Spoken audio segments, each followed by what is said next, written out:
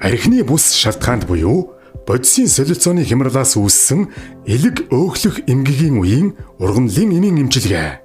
Өмнө нь NAFLD буюу архины бус шалтгаанд элэгний өөхлөлт гэж нэрлэгдэж байсан бол 2023 оноос эхлэн олон улсын элэг судлалын нийгэмлэгүүдийн холбоо уг нэршлиг MASLD буюу бодисын солилцооны хямралаас үүссэн элэгний өөхлөх эмгэг гэж нэрлэх болсон.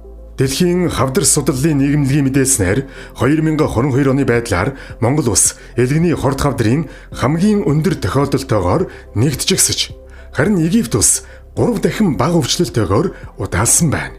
Элэг нь дараах үүрэгтэй бодисын солилцоо ба эрчим хүчний зохицуулалт, хоригуйжүүлэлт ба шүүлтүүрийн үүрэг, амин чухал бодисуудыг нийлэгжүүлэх, тижээллэг бодис амин дэм хадгалах, дархлааны үүрэг.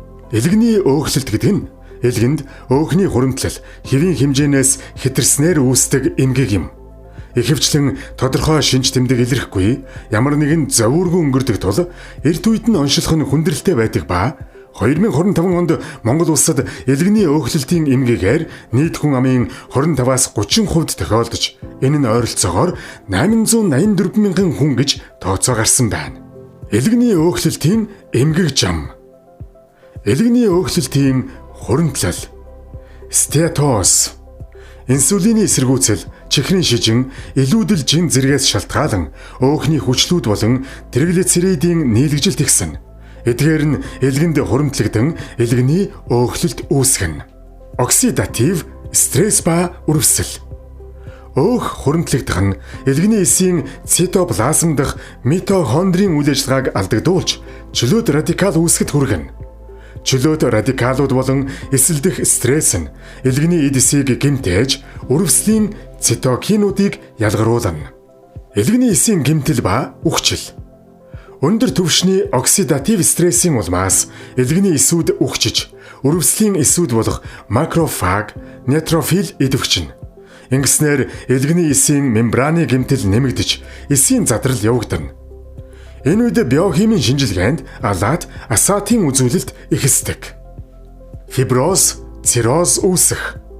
Архаг үрвсэл удаан хугацаанд үргэлжилснээр элгэний холбогч эдийн эсүүд идэвхжиж, фиброз буюу сорвжилт үүснэ. Хэрв эмчлэгдээгүй тохиолдолд фиброз хүндэрч, цирроз буюу элгэний хатуурал үүсэх магадлалтай. Архины бус шалтгаанд элэг өөхлөх эмгэгийн үеийн LIV-52 DC эмийн үр нөлөөний судалгааг танилцуулъя. 18-аас 75 насны нийт 155 өвчтөн LIV-52 DS эмийг 2 ширхгээр өдөрт 2 удаа 3 сарын турш хэрэглэн судалгаанд оролцсон. Хэд авьяан оншилгоо, гепатомикал, биохимийн үзүүлэлт болох алаад, асаад, өвчтний зовөр, шинж тэмдэгт үндэслэн судалгаа хийв. 3 сарын турш LIV-52 DS эмийг хэрэглэсний дараа биохимийн шинжилгээнд алаад 25%-аар, асаад 18%-аар буурч, элгэний эсийн гэмтэл багасж, үйл ажиллагаа сайжирсан байна. Мөн хэд авьяан шинжилгээ хийж үзэхэд судалгааны эхэнд өвчтнүүдийн 90% нь элгэний томролттой, үлдсэн 10% нь элгэний томролгүй байсан ба LIV-52 DS эмийг уулгасны дараа 90%-аас 3866% нь элгэний томролгүй гэсэн үр дүн гарав. Үүнээс харахад LIV-52 DS эм нь элгэний өөхлөлтийг багасгаж, үйл ажиллагааг сайжруулж байгаа бөгөөд судалгааны үр дүн P10001. Энэхүү судалгаа нь үнэн бодиттой судалгаа гэдэг нь батлагдсан байна. Himalaya LIV-52.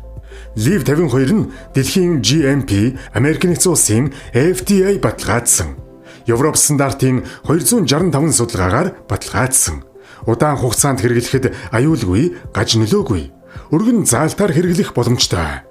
LIV-52 эмийн фармакологийн үйлдэл бодисын солилцоог эрчимжүүлнэ, цус ялгарлтыг дэмжих, элгийг хоригуйжуулах, антиоксидант, элгэний эсийг нөхөн төлжүүлнэ, нингийн эсрэг үйлдэл, үрвслийн эсрэг үйлдэл.